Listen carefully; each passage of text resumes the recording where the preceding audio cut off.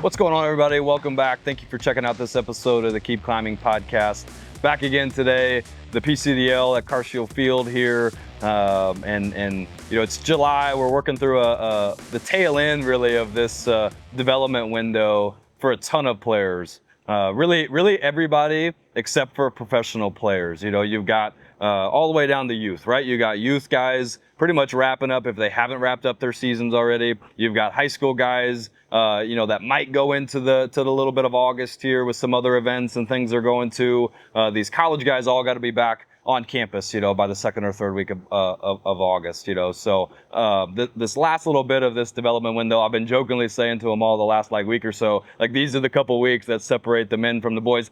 Everybody's out here tired, Everybody's out here, been playing since February, been training even before that. And I think as people start to get, tired or fatigue sets in, execution starts to, get a little bit more complex. I had some coaches maybe during that time frame for me, just express how important it is to continue taking care of your body, what some of the workouts or training or whatever looks like during this time frame, especially if you are feeling more fatigued and you have accumulated a bunch of reps and at-bats and innings, throughout the spring, early parts of the summer, that starts to become really important, to understand maybe how to transition or taper some of those things, how to, just continue to take care of your body, that it's not always gas pedal down, and I think that's probably one very important thing to recognize, is that understanding workload management comes with a certain understanding of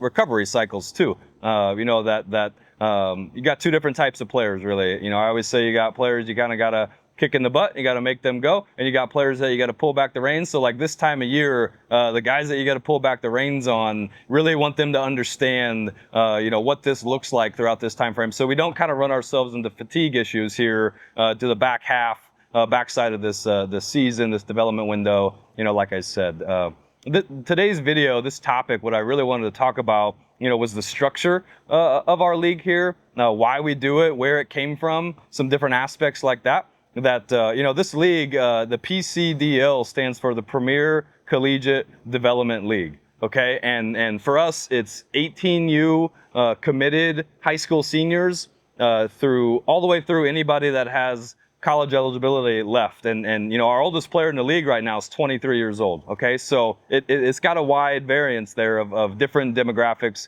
People here for all sorts of different reasons, to be honest with you. The 18U guy getting his first taste of college experience.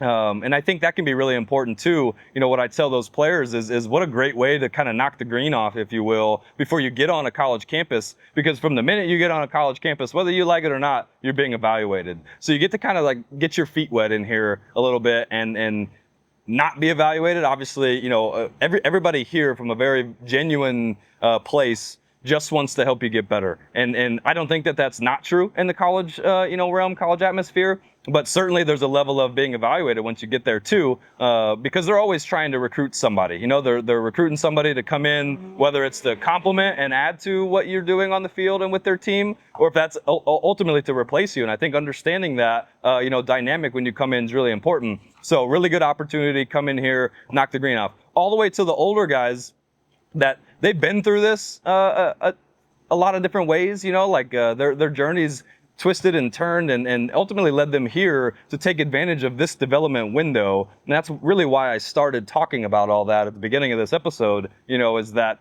the structure of this league was designed to emulate what a college fall, for the most part, looks like. And there's definitely some college experiences where you'll play more of a college schedule in the fall. But even then, there's always less games. It's really not the same atmosphere as the spring will be.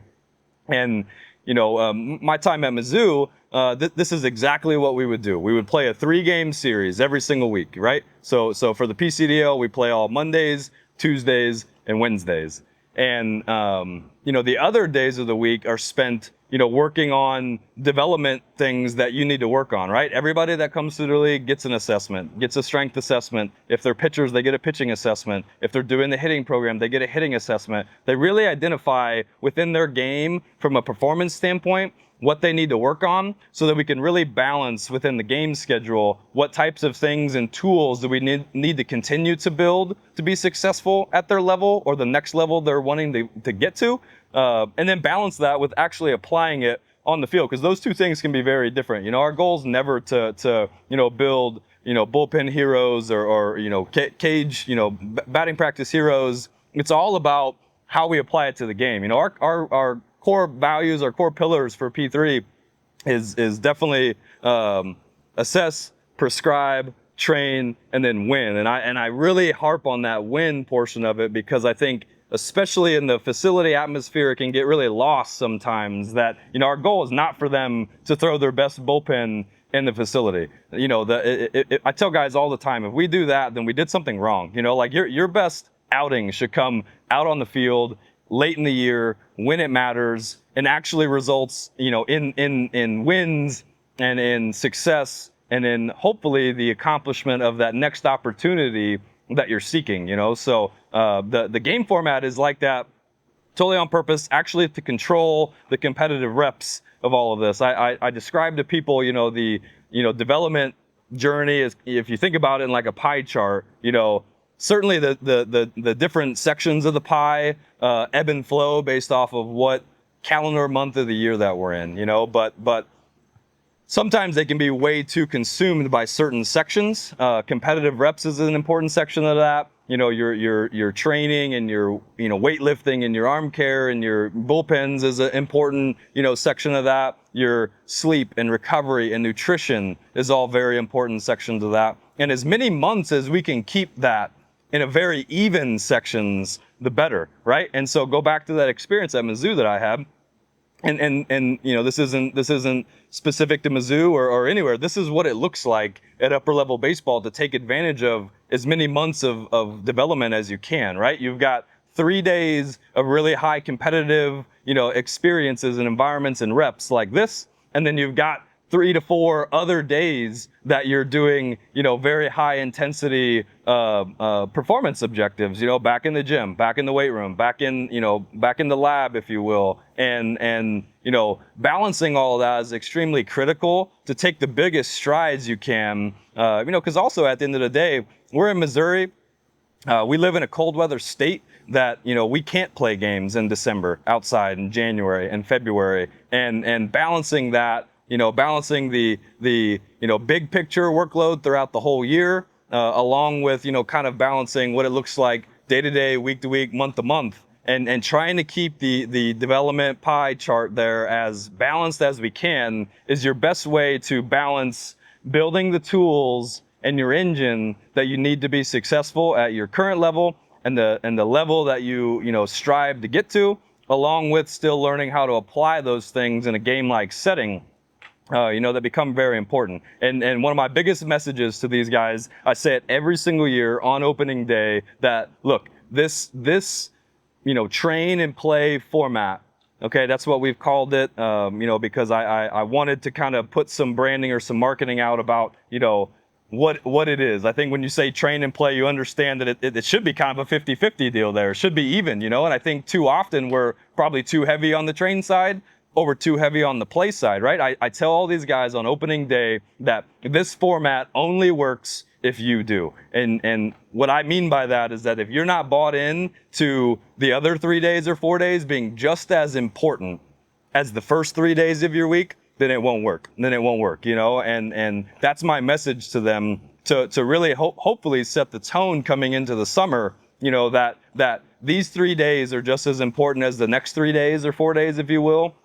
So that they can start to kind of wrap their head around, like, every single rep is extremely important. I think at the end of the day, that's the big picture message, that every single rep that we have, you're either getting better or you're getting worse. There's really no staying the same. And truthfully, like, if you are doing that and staying the same, the fact of the matter is that somebody out there is taking advantage of those reps and will ultimately start to kind of pass you up. So if you're not getting better, then you're probably getting worse, or you're at least getting passed up. Okay, so That format was very intentional. It's very intentional here, but it's also very prominent across upper levels of baseball. That even in through pro ball and different things like that, they're finding constant ways to balance that, to hopefully, get these players in the best position possible, going into, their next season or whatever, preparing them for opportunities and environments that are kind of down the road for them. So that's the biggest thing with this format.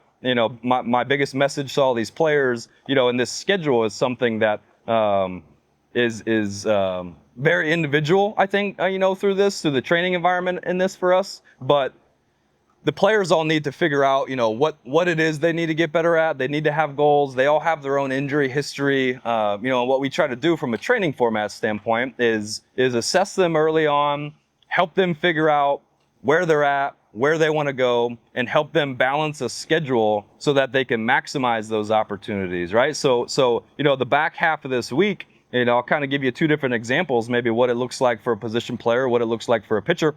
The pitchers that are out here, the only day that they're even here at the field is the day that they're pitching in the game. So all those other days, they're back at the facility accomplishing their development objectives, going through their routines, preparing for their bullpens. And what that does from a workload management standpoint, that none of these guys out here are throwing, big, like high volume, innings and pitch counts out here, and that's on purpose too, so that we can get game reps. But then on the back half of the week, we still have enough energy in the tank where, on Friday, these guys that pitch today can still go on Friday and still have a very, intense training session, whether that be in the gym, on the mound, whatever have you, that, when you have really high, volumes on a given day, even by Friday, I'm still in like a recovery mode, for me as a pitcher, that, by Friday, I'm still probably not ready to rev the engine all the way up. It's more of a, midweek bullpen side session, touch and feel, if you will, if I'm throwing, 4 and 5 and 6 and maybe 7 innings of a start. And I think within that, you really got to understand maybe who you are.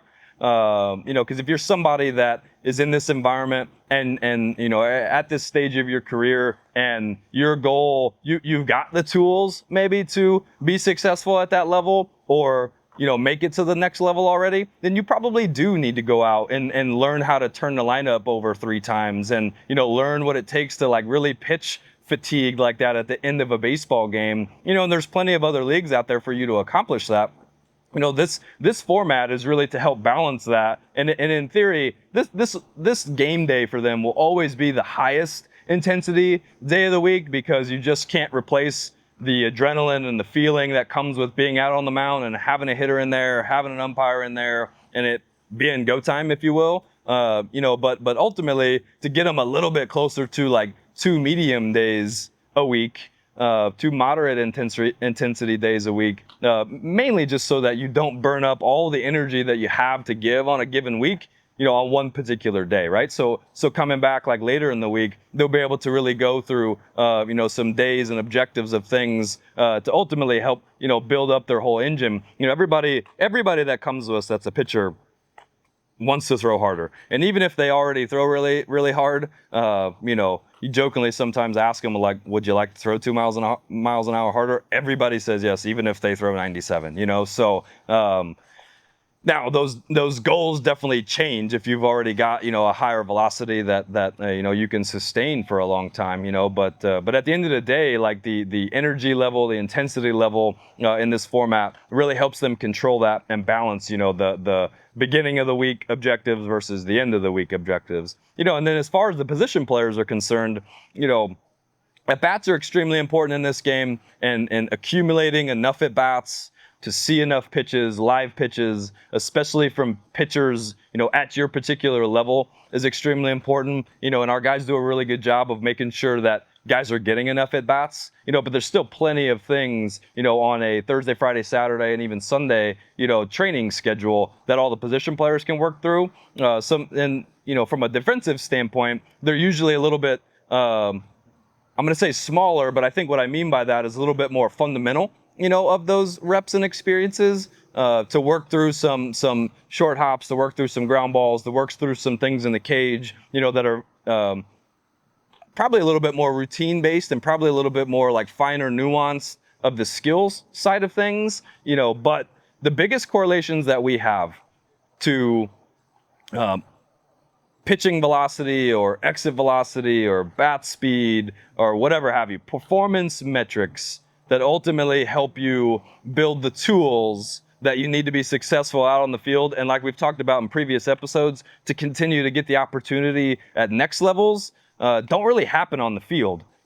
Those objectives really come from building up your engine. And what I mean by that is building up your physical capacity and tool sets, that even on a Thursday, Friday, Saturday, to have a more energy in the tank, essentially, to have higher output, strength and power and speed development days on those days for the position players is extremely important too. And I think that sometimes that kind of get lost, especially on the position player sides of things, that our biggest correlations to all of those performance metrics, like I said, whether you're a pitcher or a hitter, all come from